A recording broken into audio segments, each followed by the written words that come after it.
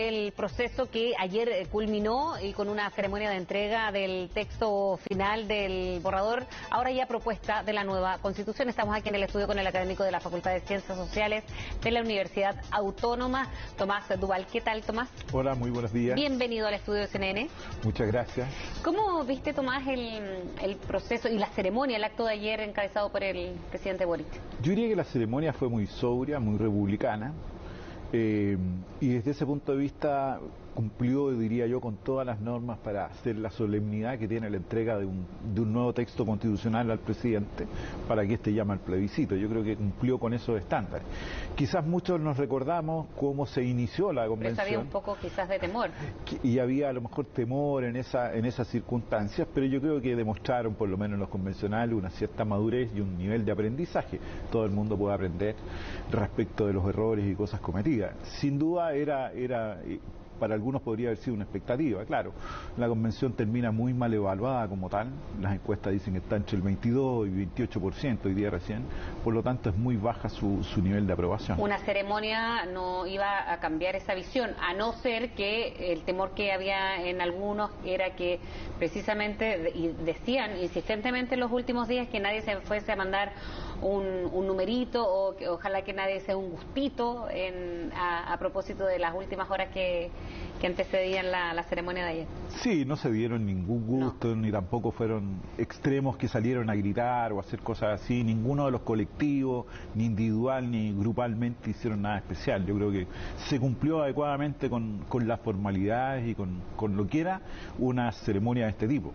De otra manera era impresentable, de otra manera era realmente impresentable para la ciudadanía. O sea, no iba a ser algo muy claro si hubiese sido, imagínense ustedes, lo mismo que ocurrió hace un año. Bueno, esto nadie hubiera entendido nada después de un año. Yo creo que eso se evitó, se hizo bien, y en eso es que hay niveles de aprendizaje. Yo creo que esos aprendizajes son para todos. Yo creo que dan muestra por lo menos que sí han aprendido bastante. Ahora, cuando yo te decía que ayer encabezó el presidente Boric, no se encabezó. De hecho, lo que causó un poquito de ruido fue que no entrase al inicio del acto, que se retirase antes, porque la labor del mandatario era solamente ir a firmar, recibirlo de manera bien simbólica y no ser precisamente el protagonista del acto, sino que fueran los convencionales y en este caso la mesa directiva, los funcionarios también de la convención. Claro, el presidente iba con una cuestión más bien protocolar a hacer que le hicieran entrega del texto, no ser la figura central, sino que eran los convencionales y la mesa directiva. Y por lo tanto yo creo que eso se hizo bien, más allá de cualquier naturaleza que salió antes, después del presidente. Yo creo que lo hizo correctamente, además el presidente habló por cadena nacional en la noche. Entonces, ¿y fue necesaria esa cadena? A ver, es que a mí me sorprendió porque en la mañana el presidente dijo que el gobierno se iba a mantener muy alejado del plebiscito. Y en la noche me pareció era un presidente, por lo menos en mi impresión, que abrazó el texto constitucional con mucho ánimo. Coincide, hablábamos más temprano con Felipe Arboe, ex convencional también, y tenía una idea similar, una opinión parecida. Ahora eso puede ser, a lo mejor es una apuesta arriesgada del presidente, pero si le resulta al presidente y el triunfo en apruebo, bueno, va a tener un respaldo muy importante para llevar a cabo su programa de gobierno.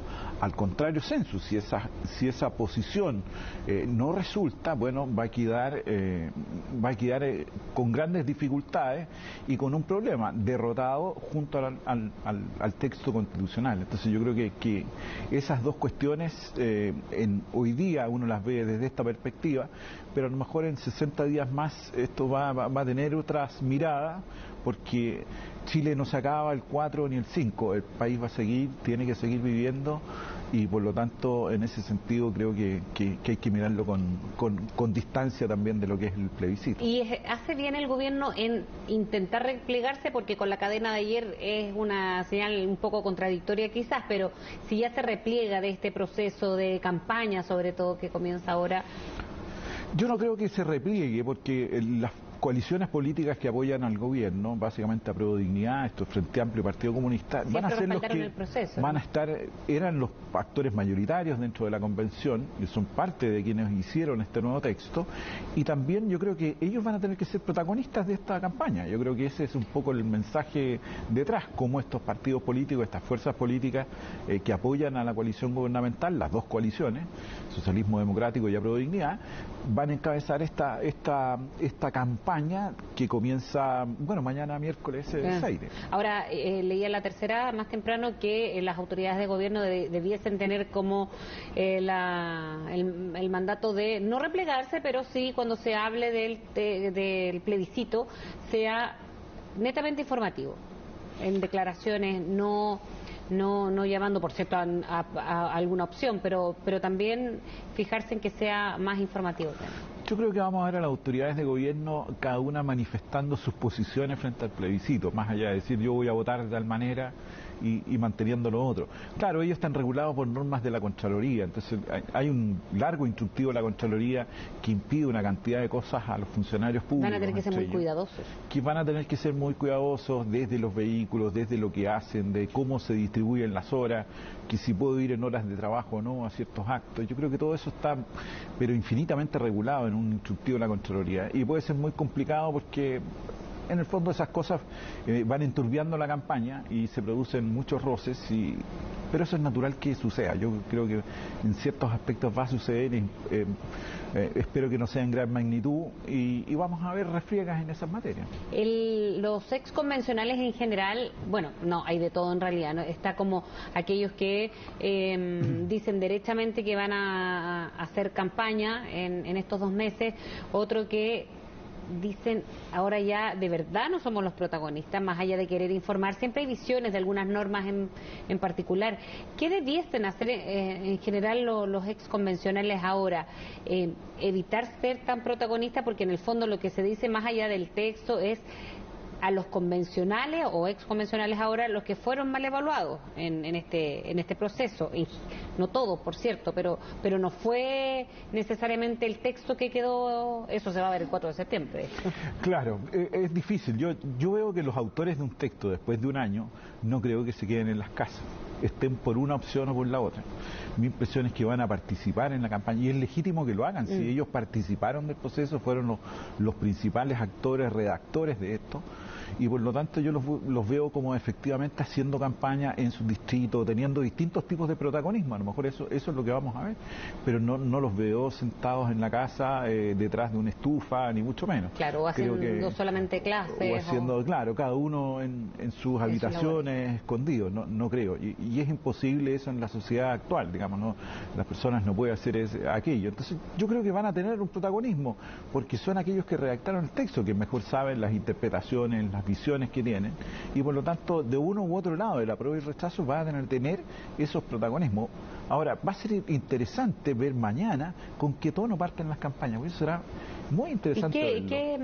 No tengo una percepción, pero el tono en que aborde el apruebo y el rechazo, yo creo que al comienzo va a ser importante mirarlo, porque mañana comienza la campaña, y por lo tanto ese tono nos va a ir diciendo de alguna manera en qué etapas se va a transformar esta campaña. Y quizás vamos a ver después, ¿no?, que se incorporen ciertos actores por una opción o por la otra, claro. Y eso que va a demostrar, oye, estamos con una debilidad en algo o fortaleza en otro lado. Yo creo que va a ser bien interesante mirar desde mañana ese elemento, porque si el tono es cerrado, puede ser muy complejo para una u otra opción. ¿En qué sentido? Si el tono a lo mejor sabe que la Constitución, voy a decir una barbaridad, ¿no?, va a destruir al país. Claro. Me parece que eso no tiene, o lo que el propio convencional Atria dice en el diario El País España, que este es un proceso refundacional. Esto lo dijo ayer, yo no lo estoy inventando, ¿no? Sí. Bueno, yo creo que esos dos tonos a la ciudadanía no me parece que le vayan a hacer sentido, ni mucho menos. No estamos para un ambiente tan polarizado, ¿no? El comienzo no es así, el comienzo no es tan, yo creo que ya la ciudadanía ya tiene unas posiciones, y las encuestas son relativamente, marcan un clima de opinión. Uno se da cuenta que efectivamente el rechazo está por sobre el apruebo, y naturalmente extremando, bueno, uno dice, mire, si no va a decidir, esto no lo decide ni la izquierda ni la derecha, lo decide un grupo de ciudadanos y ciudadanas indecisos, que algunos dicen es el votante mediano, como se quiera caracterizar, pero ellos van a decidir el plebiscito. ¿Qué figura o aquí va a pesar las figuras de uno u otro lado que se hagan parte de la campaña, por ejemplo, expresidentes que no han definido del todo su postura, en que la hagan y lo transparenten, Tomás? Sí, es que va a ser una campaña muy atípica porque no hay una persona, no hay personas compitiendo, hay un texto compitiendo con civismo entre tal. Ahora, indudablemente lo que tú dices, yo creo que los expresidentes, hoy día no hemos escuchado, por ejemplo, al expresidente Lagos, a la expresidenta Bachelet. La expresidenta Bachelet ha sido más clara, por lo menos sin leer el texto, ella sí. Sí, pero a lo mejor por... yo no creo que vaya a hacer campaña efectivamente, pero su posición que ella diga va a marcar el apruebo. En estas campañas todo suma, entonces yo creo que eso va a ser muy importante. Ahora el presidente Lagos ha sido muy crítico, la carta de la convención es muy crítica respecto al proceso, por lo tanto también vamos a esperar cuál es su posición. ¿El expresidente Piñera?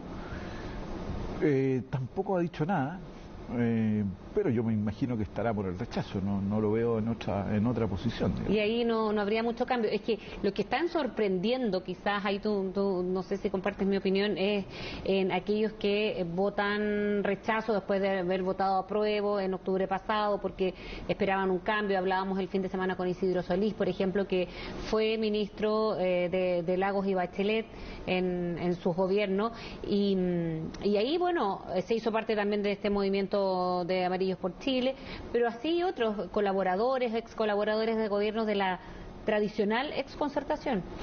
Es que yo te diría que la izquierda está por la opción aprueba, yo en eso no tengo la menor duda.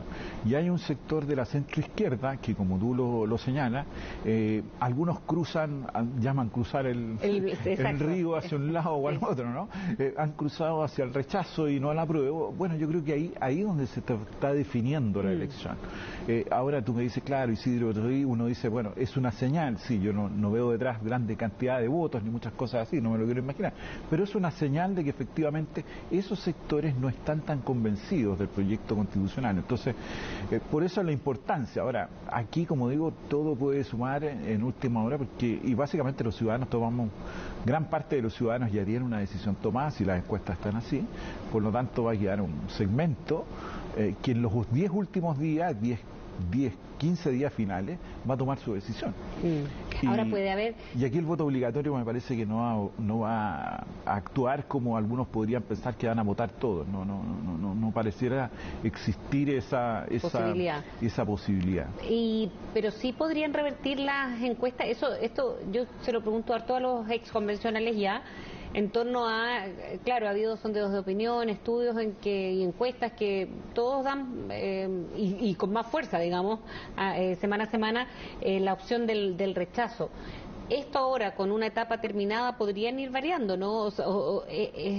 Parece ser que varíen los estudios de opinión, porque ya como no van a estar los convencionales en primera línea, sino el texto terminado.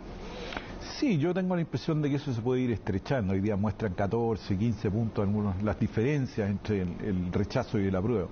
Puede que se vayan estrechando y siempre está la opción, el resultado no está dicho. O sea, las encuestas son una foto de un momento y no de 60 días a 60 días. Entonces, y las elecciones nunca hay que celebrarlas antes de tiempo, hay que contar los votos y después se sabe el resultado. Y esa es una máxima. Nadie puede anticiparse a que esto es una carrera corrida, para una opción o para la otra, y que la otra no tiene ninguna opción. No, aquí las dos opciones tienen claridad, están en medio de la cancha y van a tener que desplegarse por el apruebo y por el rechazo. Y eso, en todo caso... Y eso nos puede llevar a un resultado estrecho o que gane uno u otro. Es muy probable que eso pueda suceder. Aquí no hay nada definido. Y es imposible saberlo con esta antelación de 60 días. Claro. Hoy día, claro, si uno dice si el plebiscito es mañana, bueno, uno diría va a ganar el rechazo. Claro, ahora las encuestas también se equivocan. Y las encuestas también. Pero básicamente lo que pasa es que las encuestas hay que mirarlas en dos cosas. Uno es cuando dice la gente yo apruebo o rechazo, y después le preguntan muchas veces quién cree que ganaría. Y ahí ha empezado a subir el rechazo, y el rechazo está casi en un 50%, es decir, cuando ya hay una manifestación y una creencia, es bien complejo que eso pueda revertirse, pero puede ser un resultado muy estrecho donde unos y otros avancen. Ahora, eso sí, es lo que puede haber más consenso, es que va a estar estrecho. Probablemente. Ahora, uno es estrecho, pero claro, uno puede decir, mire, 52-48 es un resultado estrecho, no, es un resultado democrático. Un resultado estrecho es 50,1 y 49,99, o sea, eso puede ser un resultado estrecho, pero el resto no lo es una manifestación por una o por otra opción, digamos. Entonces, claro, uno atisba que puede ser un resultado no tan amplio. ¿Por qué? Porque yo diría que la campaña parte, los que votaron en primera vuelta por Gabriel Boric, por el presidente Boric y por Jesús Antonio Cast, yo creo que es el piso de las dos opciones. Es el piso donde están las dos opciones, apruebo y rechazo. Eso es 1.800.000 votos para cada uno, más o menos. Ahí tenemos 3.600.000.000 de personas que probablemente van a ir a votar, unas apruebo sí o sí y las otras van a votar rechazo sí o sí. Sí. El resto de la población, por lo tanto, es que decide. Y ahora, eso es lo que vamos a ver en 60 días. Exacto. Además, lo que en otro de los elementos que son bien atípicos es que se votó un apruebo a algo, digamos, un concepto de hacer algo. Ahora ya está eso definido.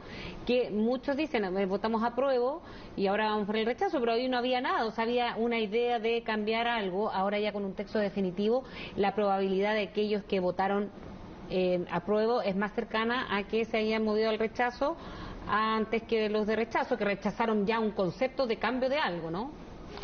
Sí, es que hay muchos estudios cualitativos. Hay uno muy bueno que hizo la Chile con la Católica, que hace un profundo estudio de entrevistas cualitativas. Y ahí uno mira una de las características que ha salido, es que la gente tenía esperanzas. Pero esa esperanza se tenía que ver matizada con incertidumbre y con una cierta idea de inseguridad.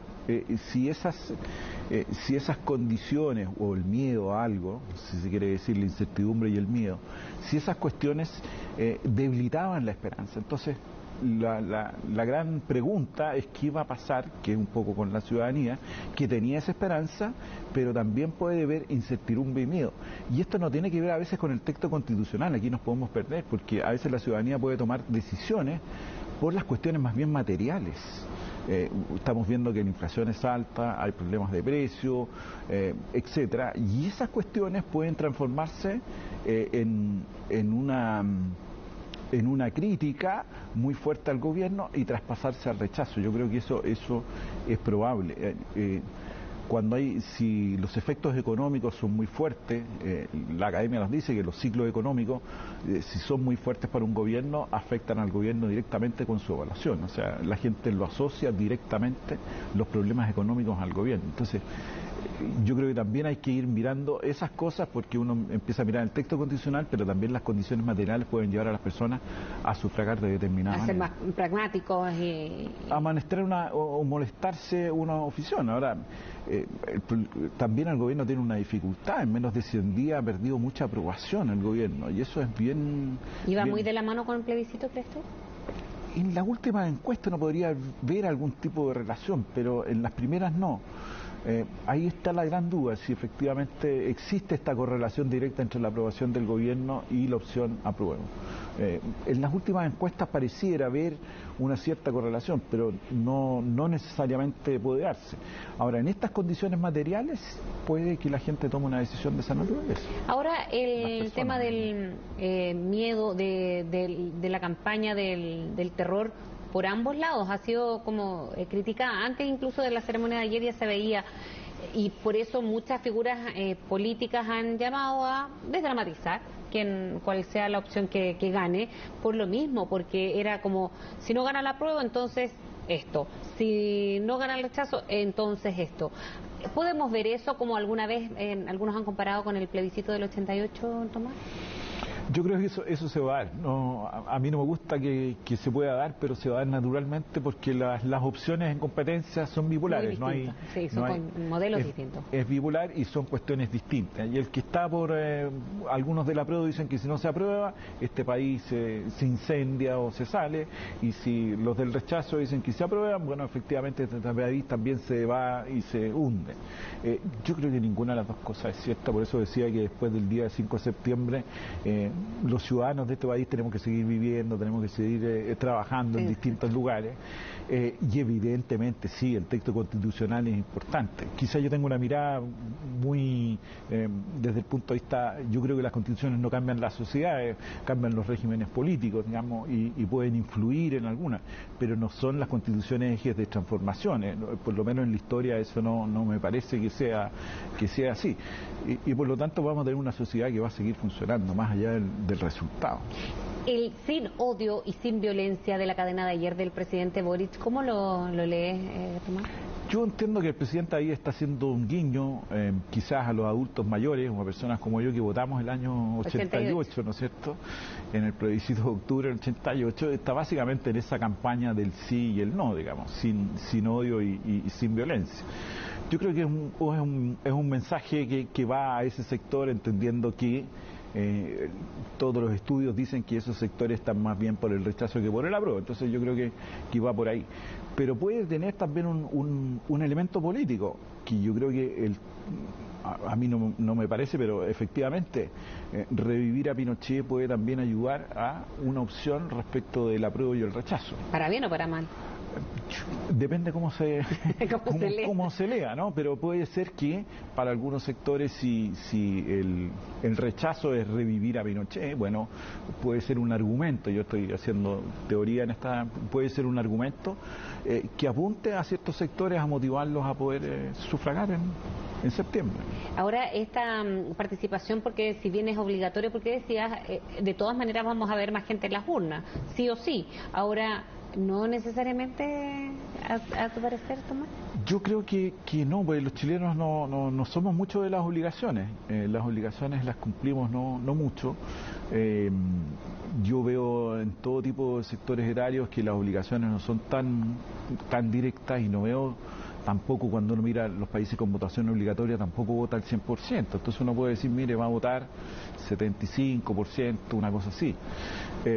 Y eso es probable. Ahora, ¿cuántos van a votar? No sabemos. Yo lo único que puedo decir es que desde 2013 al 2021 han votado entre 5 y 6 millones permanentemente. Ya.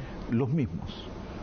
Pero han entrado a votar 4 millones de personas, que entran y salen dependiendo de cada elección. Claro. ¿Qué va a pasar en 2 meses más? No lo sé, pero sí sé que partimos con 6 millones, porque eso no se han perdido ninguna elección de esta maratón y desde el 2013. Ahora es obligatorio. Y por lo tanto en esta yo creo que también van a ir a votar.